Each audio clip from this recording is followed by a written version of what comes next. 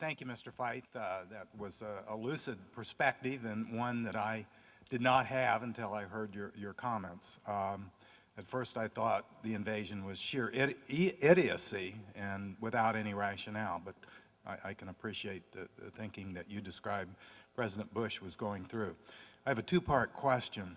The first is, I've never heard a clear definition of what winning the war means. Is it to overthrow Saddam Hussein and that government of repression, or is it to install a local government of democracy? And if so, that's going to be a difficult war to win. And if we have the same goal of winning a war in Afghanistan, it's going to be even more difficult. So I'd like to hear your perspective about what winning means in Iraq and in Afghanistan. The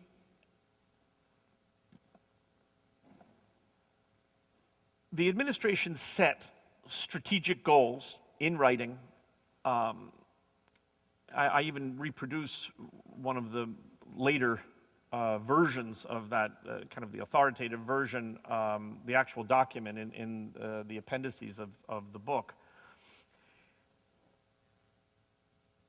In a word, the goal, the real goal, was removing the threats that motivated the military action.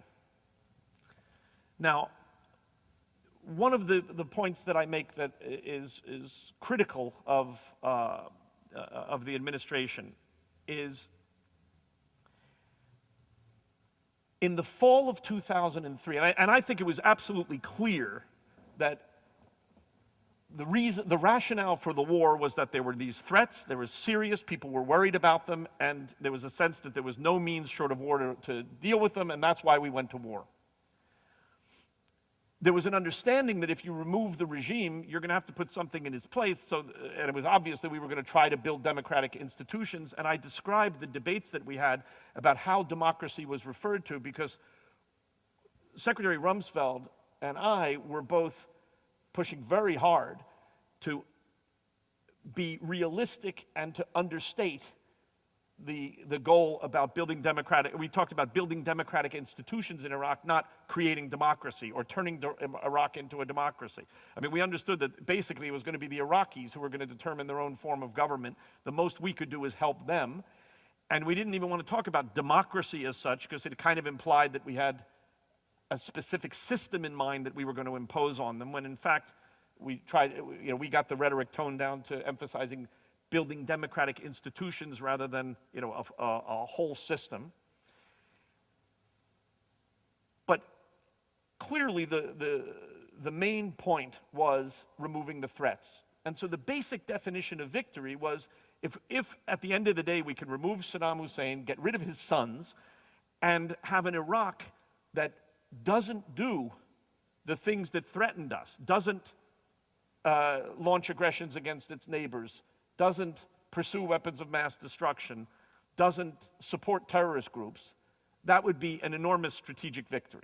Now, if over and above that, you could succeed in creating democratic institutions in the area, that could have very benign effects not only in Iraq, but in the region and around the world. But that was over and above. In other words, we were quite emphatic before the war that the administration should not allow anybody to believe that we went to war to create democracy in Iraq. I don't think that would be a proper reason to go to war. And I also thought, we feared the point that you're making, which is it's such an enormously difficult task. I mean, why set a definition of victory that essentially ensures that you won't achieve it? Now, here's a major problem, though, and this is where I'm quite critical of what happened within the administration. The war started in March of '03, and by about September, October of '03, the Iraq Survey Group was doing its initial report, and it was quite clear that we were not going to find the chemical and biological weapon stockpiles.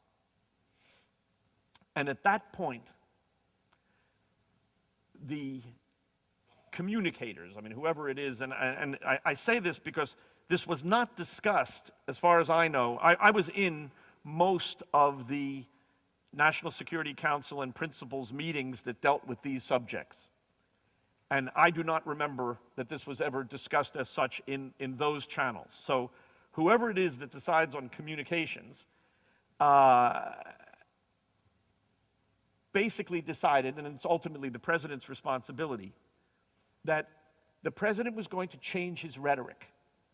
And what I do is, and I think it's quite interesting, I don't know if I can find it quickly, there's a chart that I create, oh, here it is. There's a chart that I create, if anybody has the book, page 476, which, sorry about that, that shows the speeches that the president gave about Iraq. And it shows the speeches that he gave from his first major speech to the UN in September of '02 for a year. And I counted up the number of paragraphs in each speech devoted to the threats from Iraq and the number of paragraphs devoted to democracy. And you see in the first year, 28 on threat, 30, 19, 13, 13. I mean, many paragraphs on threat. The number on democracy is 2 or 0 in most of the speeches. But then, after we failed to find WMD, the president changed his rhetoric. And in the next year, you see the number of paragraphs devoted to democracy, 18, 10, 16, 22. The number of paragraphs devoted to threat, 0, 2, 1. I mean, there was a quantifiable, amazing shift in rhetoric. And I mean, we noticed this early on, and I quote some memos that we wrote about this, and we said, this is a terrible mistake. I mean, first of all, the president is implying that he's changing the rationale for the war in the middle of the war, which damages the administration's credibility. He also said, I'm not going to talk about the threat, I'm not going to talk about history, I'm only going to talk about the future.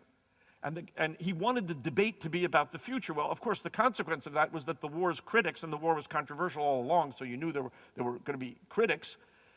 The war's critics focused almost exclusively on the past, because they knew that if they talked about the past, nobody in the administration would contradict them.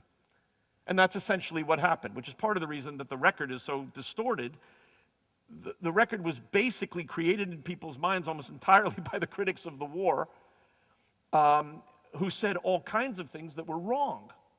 But the administration, as an administration, chose not to even contradict them and correct the record, because the administration said, we don't want to get into debates about the past. We only want to talk about the future. I think this was partly because they were traumatized by the embarrassment of the intelligence being wrong on the stockpiles. But it was a terrible mistake. And the worst part of the mistake, which your question gets at, was that not only did the administration hurt its credibility and give open field running to its critics on the historical record, but the administration effectively redefined success by moving the goalposts away from itself.